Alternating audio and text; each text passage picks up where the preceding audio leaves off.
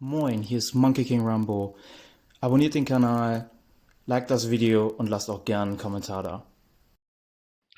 Moin zu einer neuen Runde State of Survival Guide. Heute beschäftigen wir uns mit dem Flugzeugevent, was im Eventboard genannt wird gemeinsame Übung.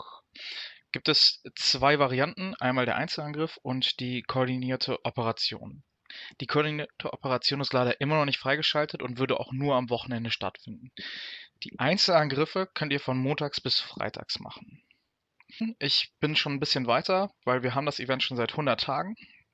Allerdings ähm, gibt es da ein paar Grundsätzlichkeiten.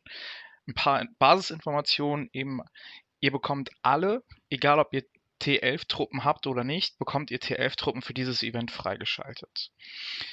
Ihr habt pro Marsch eine Anzahl von 150.000 Truppen. Aufgrund der Schnelligkeit des Events kann ich euch nur empfehlen, nutzt definitiv einfach nur Standardmarsch. Macht euch keinen Kopf, versucht nicht zu justieren oder sonst was. Das macht nicht viel Sinn, weil die Zeit ist wirklich knapp. Ihr habt ungefähr 1 Minute 25 später im Verlauf die Level zu schaffen und daher wirklich einfach angreifen, angreifen, angreifen, porten. Die einzelnen Level sind sehr ähnlich zu dem, was wir in Golgoroth Maw hatten. Ich weiß nicht, ob ihr euch das Event schon kennt. Manche Staaten hatten es schon, jüngere Staaten, so 700 aufwärts, die hatten das bisher meines Wissens nach noch nicht. Jetzt nochmal ein paar weitere Basisinformationen ist, ähm, ihr habt von Beginn an zwei Märsche, also insgesamt 300.000 Truppen. Und pro Marschangriff braucht ihr 5 Sekunden, um anzugreifen und dann eben 5 Sekunden, um zurückzukommen.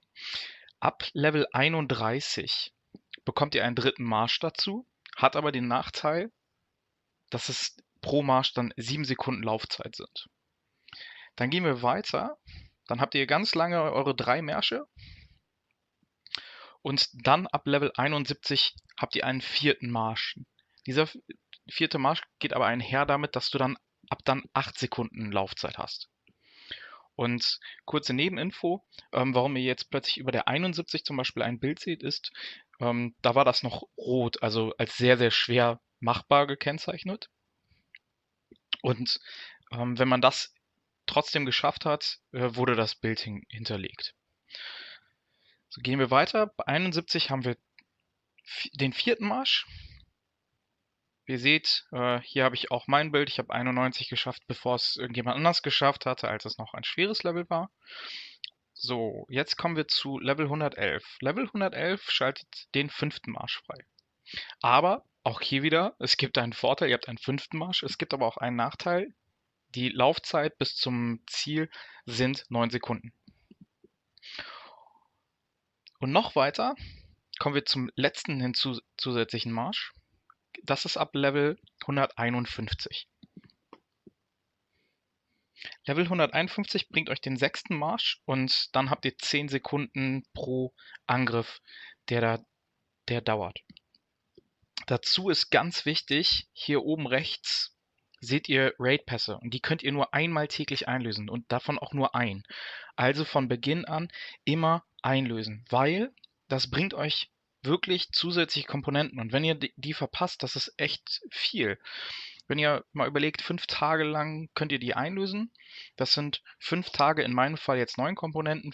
Vorher gibt es ein bisschen weniger, aber das ist kein riesiger Unterschied.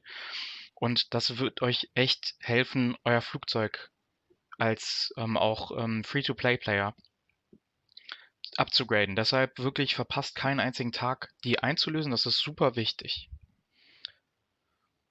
Dazu gibt es noch, wenn man verschiedene Level geschafft hat, natürlich so nette Titel. Ist ganz nett, aber auch jetzt ja eher etwas, um zu zeigen, wie toll man die Level geschafft hat. Dazu gibt es pro Level auch nochmal die verschiedenen zusätzlichen Items, die Belohnungen. Damit könnt ihr natürlich auch nochmal zusätzlich euer Flugzeug upgraden, was auch nochmal ganz cool ist. Und um nochmal auf die Raid-Pässe zurückzukommen, ihr könnt die nicht bei den Leveln 1, 2, 4, 5, 7, 8 und 9 einlösen, sondern immer nur bei denen mit den Zahlen 3, 6 und die vollen eben 10, 20, 30, 40, 100, 150 und Co. Und ja, das ist halt immer wichtig und ihr müsst dieses Level schon geschafft haben. Also ich kann jetzt zum Beispiel, weil ich Level 200 noch nicht geschafft habe, kann ich das dort noch nicht machen, sondern ich muss dann auf 196 gehen, um es da einzulösen. Wichtig zu wissen ist auch, das Event geht ja über knapp 200 Tage, dass der Schwierigkeitsgrad sinkt und das einmal pro Tag.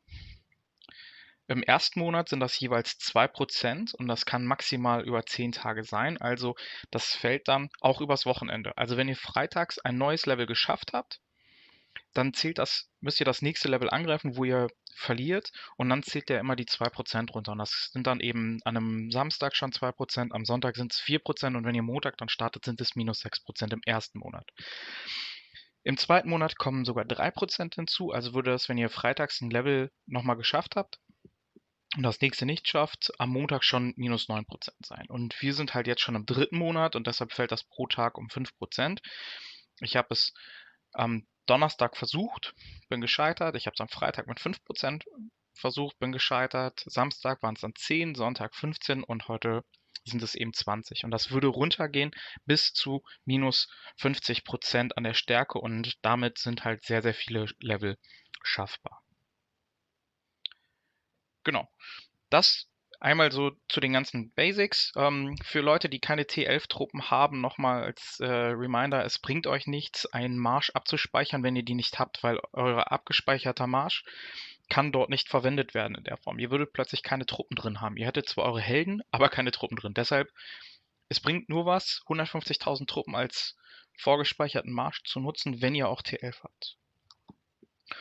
Und jetzt möchte ich mit euch gemeinsam auch noch das Level 200 schaffen. Ich weiß, das wird für viele nicht sehr realistisch sein, das sehr zeitnah zu schaffen, aber vielleicht schafft ihr das tatsächlich über die Zeit, weil im dritten Monat jeden Tag 5% runtergehen.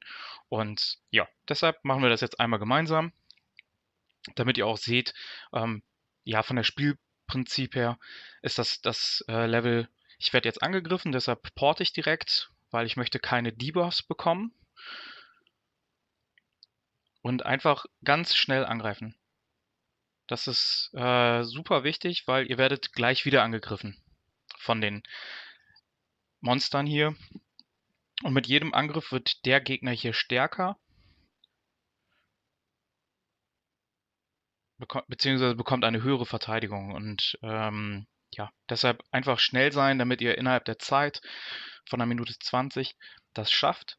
Aber man muss auch sagen, das Level ist jetzt für mich schaffbar, weil ich es minus 20% schon hatte und das hilft enorm. Das macht einen großen Unterschied, besonders wenn man eben auch sein Flugzeug schon sehr, sehr weit gelevelt hat. Das gilt halt nicht für Free-to-Play-Player, ganz offen gesagt. Das ist halt für Leute, die da auch den ein oder anderen Euro schon reingesteckt haben.